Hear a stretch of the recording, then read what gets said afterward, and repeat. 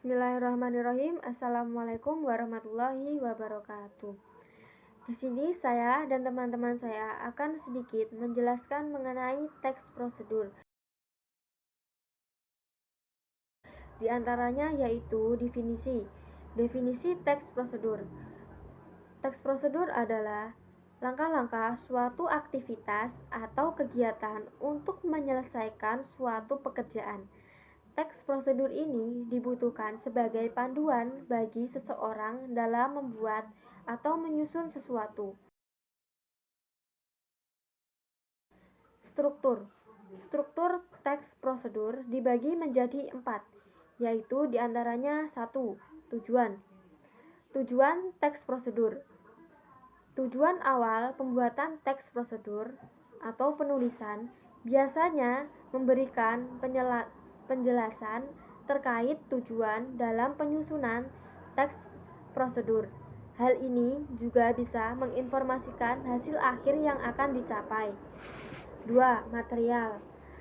Material merupakan hal-hal apa saja yang perlu dipersiapkan dan yang dibutuhkan dalam pelaksanaan atau pembuatan kegiatan tersebut. Bagian ini berisi informasi tentang alat atau bahan yang dibutuhkan dalam pelaksanaan kegiatan. 3. Langkah-langkah. Bagian ini menjelaskan tentang proses atau tahap yang harus dilaksanakan demi mendapatkan hasil sesuai dengan tujuan dari teks prosedur.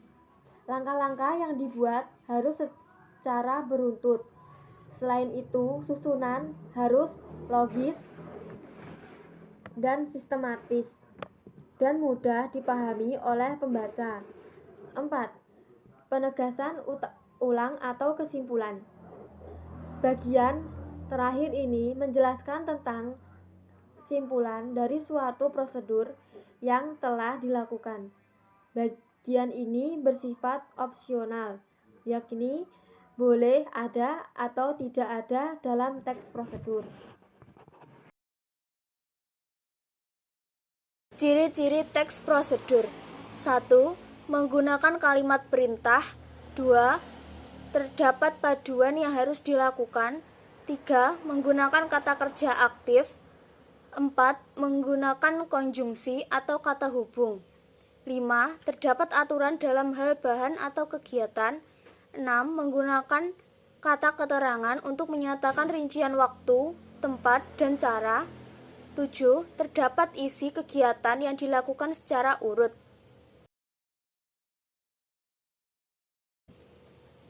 Jenis-jenis teks prosedur.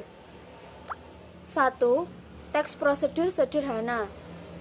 Teks prosedur sederhana hanya berisi 2 atau 3 langkah saja. Contohnya, prosedur untuk mengoperasikan setrika. 2. Teks prosedur kompleks. Teks prosedur kompleks terdiri atas banyak langkah dan jenjang untuk tiap tahapannya. Contohnya, prosedur pembayaran tilang oleh polisi. 3. Teks prosedur protokol. Teks prosedur protokol merupakan teks prosedur yang langkah-langkahnya bisa dibolak-balik, tapi tujuannya tetap bisa tercapai. Contohnya, cara memasak mie instan.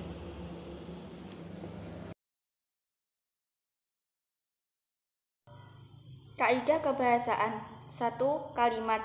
Pada teks prosedur, kalimat-kalimat yang digunakan dapat dikategorikan dalam 3 bagian.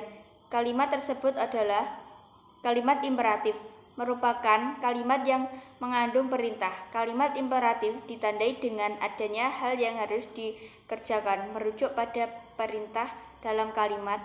Pada jenis kalimat ini, tanda baca seru digunakan untuk mengakhiri ungkapan atau pernyataan. Kalimat deklaratif. Kalimat ini dikenal sebagai kalimat yang sifatnya lebih memberikan informasi dan sering juga disebut sebagai kalimat pernyataan. Pada akhir kalimat ini, tanda baca titik digunakan untuk mengakhiri kalimat tersebut. Kalimat interrogatif. Kalimat ini digunakan untuk mencari informasi dengan memberi pertanyaan. Oleh karena itu, di akhir kalimat interrogatif diberikan tanda baca tanda tanya. 2. Konjungsi. Konjungsi juga sering kita sebut sebagai kata penghubung dalam teks prosedur. Konjungsi yang kita bahas terdiri dari 2 macam, yakni konjungsi persyaratan. Konjungsi persyaratan adalah kata penghubung yang menyatakan syarat. Contohnya seperti jika, bila, andai, kalau, asalkan. Kata temporal. Jenis konjungsi ini sifatnya merupakan kata penghubung yang membuat urutan waktu. Contohnya seperti lalu, kemudian, selanjutnya, dan setelahnya. 3. Numeralia. Numeralia dalam teks prosedur merupakan pilihan yang bisa digunakan selain menggunakan kata numeralia merupakan kata bilangan yang digunakan untuk mengurutkan langkah-langkah dalam teks prosedur. Misalkan pertama, kedua, dan seterusnya. 4. Pronomina. Pronomina atau kata ganti digunakan untuk menggantikan orang atau benda. Berdasarkan fungsinya yang menggantikan orang atau benda, pronomina dibagi menjadi 2 macam, yakni pronomina petunjuk, kata ganti untuk menggantikan benda, contohnya itu, tersebut. Pronomina persona, kata ganti untuk menggantikan orang. Pada pronomina persona, bagi kata ganti untuk orang tunggal, contohnya ada, saya, kamu, sedangkan untuk orang jamak, contohnya kita, kalian. 5. Verba. Kaidah kebahasaan terakhir dalam teks prosedur adalah verba atau kata kerja. Verba terbagi menjadi 2 macam, yakni verba material. Kata kerja berimbuhan yang mengacu pada sebuah tindakan atau perbuatan yang dilakukan secara fisik, contohnya mengupas, mengiris, memaku, memasang, dan lain sebagainya. Verba tingkah laku, kata kerja yang diunjukkan lewat ungkapan.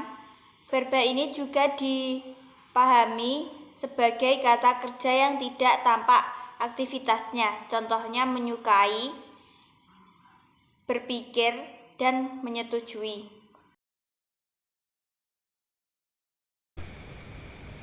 Contoh teks. How to make lemonade. Ingredients: for each glass ice, 2 tablespoons of lemonade juice, 2 tablespoons of sugar, 1 glass of water. Method: 1. Slice a lemon in half and squeeze the juice into a cup. 2. Take out the seeds. 3. Pour 2 tablespoons of juice into glass. 4. Add sugar. 5. Add water and stir well. 6. Taste the lemonade. You may want to add more sugar or more lemon to make it taste just right. 7.